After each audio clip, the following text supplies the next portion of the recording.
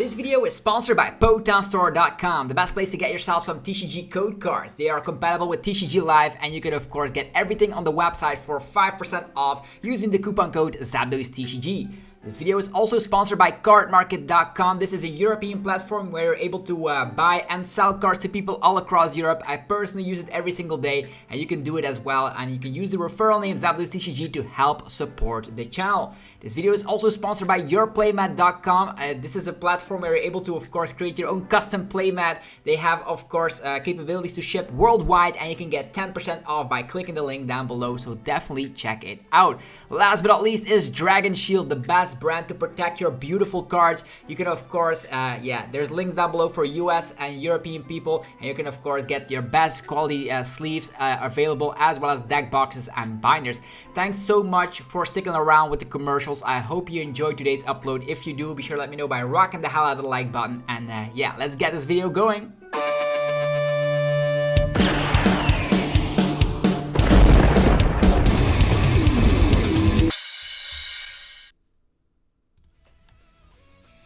Sup YouTube, it's ZapDoesTCG here, and welcome back to our TCG video on my channel. Today we're actually going to be checking out the top 10 best decks of Obsidian Flames, so buckle up. We're going to be checking out the best list available right now after a couple of weeks of Obsidian Flames. If you guys are hyped for today's upload, be sure to let me know by rocking the hell out of the like button and subscribe for more daily Pokemon TCG content. So with that being said, let's just dive into this list. This is my personal opinion, so you can rearrange it as you like, but these are actually very great lists from top performing online tournaments, even the World Championships, taking that into account. So let's get it going with number 10, Miraidon EX. This is exactly Andrew Mahone's 60 that he played at the World Championships to a top 32 finish, and I do believe, after testing a little bit with Miraidon and the 4 copies of Path to the Peak, that this deck is actually legit. It's way better than the Regieleki VMAX version, and you can fall back on the Raichu V to one-shot anything in the game as long as you can get enough energies into play. You have Electric Generator to get, of course, the energies necessary, and with the free retreat Zero Aura, you can definitely have a pivot every single time.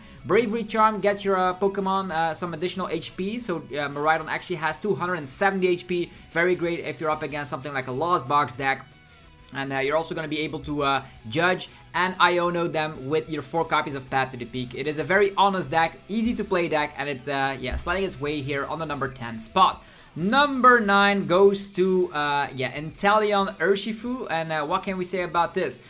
Mew VMAX has dropped down a little bit with popularity ever since the Charizard EXs have been dominating the versus ladder, actually the rank ladder. So maybe this is now the time to be playing this deck. It has a reasonable matchup against Gardevoir, has a reasonable matchup against Lost Box, even against Chien-Pao. You can do some havoc here and there to knock out the weak HP Pokemon by Yoga Looping them. You can double gunner with your Inteleon VMAX. You can do it again. You can play some damage counters around with Radiant Alakazam, and then use Yoga Loop from the Medicham V to go again. So you actually skip the opponent's turn, and you can swoop the opponent's entire field with the combination of a Melanie and a Rapid Strike energy onto a Rapid Strike Urshifu VMAX to slap 120 on 2 targets. I know Manaphy is around in the format, but this deck does not mind having Manaphy in the format because you're going to be able to Yoga Loop that before you're activating that specialty that the deck is known for, is that taking multiple prize cards. Octillery can search out any Rapid Strike card from the deck, and I do believe with maybe a Cheryl here and there, you have yourself a very solid deck against a lot of decks in the metagame. Just be careful of a Mew. Even Spiritomb is around, but that does not always do the job. Moving forward, number 8 goes to the new and a very popular Charizard EX with Arceus VSTAR and Pidgeot EX. If you don't know how this deck functions, be sure to check out my video. There will be, of course, a playlist for the battle videos, and I already tested this deck out.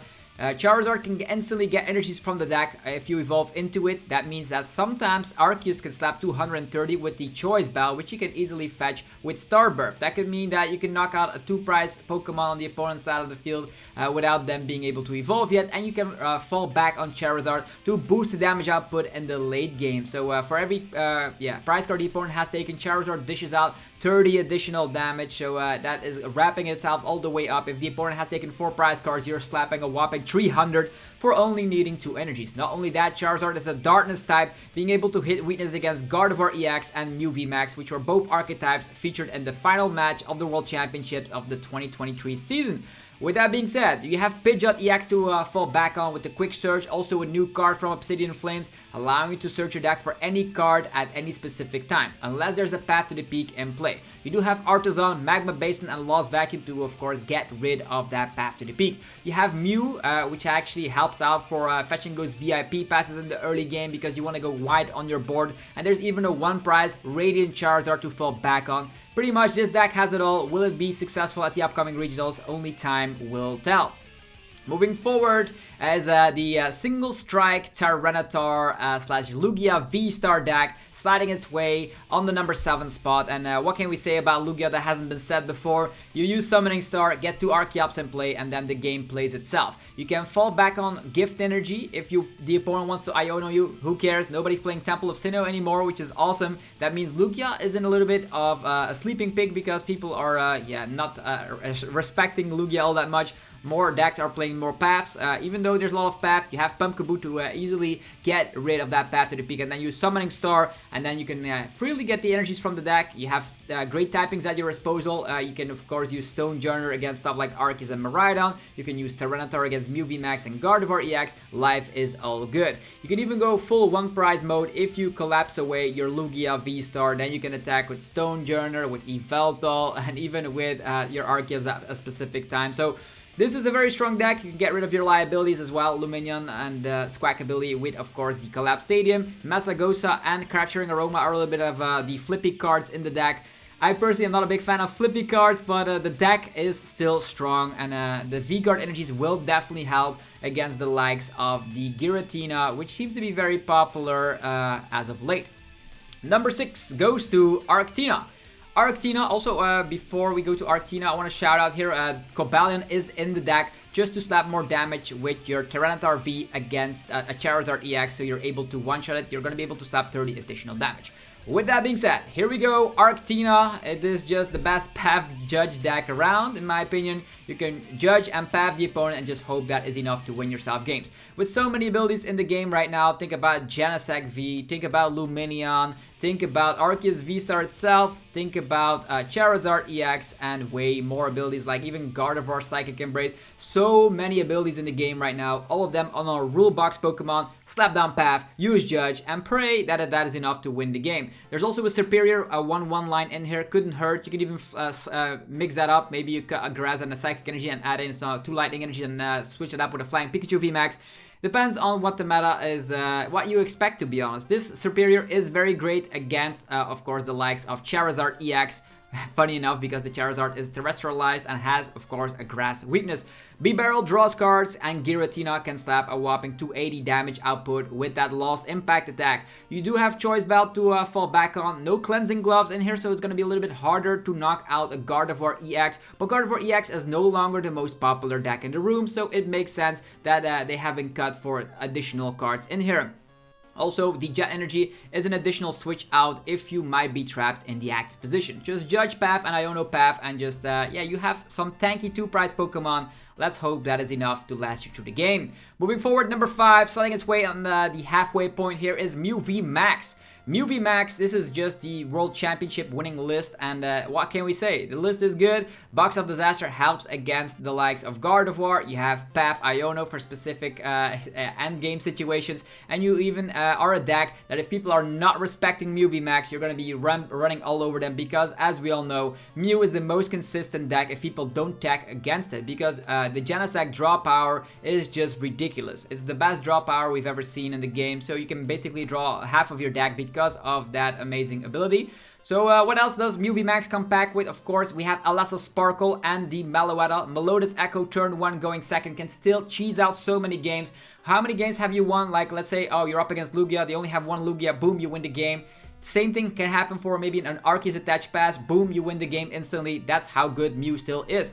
If people are not playing Spiritomb, if people are not playing Drapion, this deck runs away with the tournament as it always does. Yeah, will Charizard be able to stop it? Who knows? People could tech in the Asulgore, but I still think you just don't expect a lot of Charizard at your upcoming regionals. Charizard has not been performing all that well in the online results, and it still has not been the most refined lists out there. So maybe just ignore Charizard altogether and go with the Mew, and that's why it slides here on the number 5th spot right in the middle. Number 4 is going to my favorite deck in this format, Chien-Pao Baxcalibur.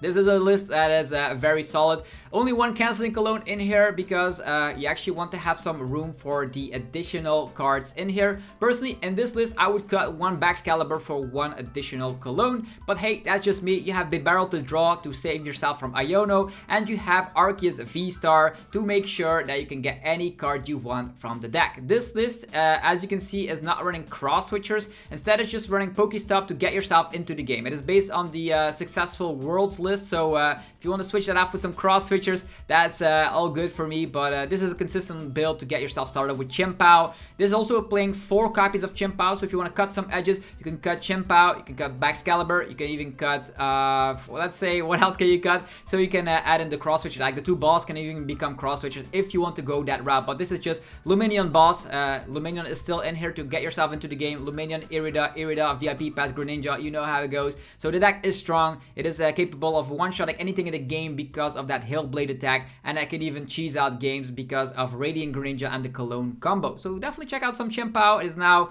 very well positioned in the metagame.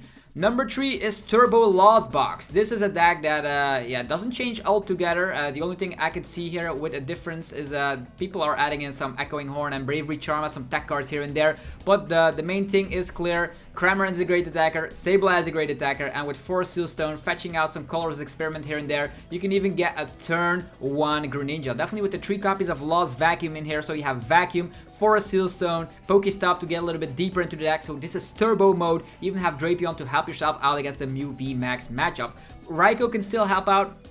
Palkia's around in some specific Chien-Pao list, Lugia's still around, so you can use Raikou, of course, against those archetypes. And Dragonite, a turn 1 Dragonite can also still cheese out games. Test out Turbo Lost Box, it is a solid deck.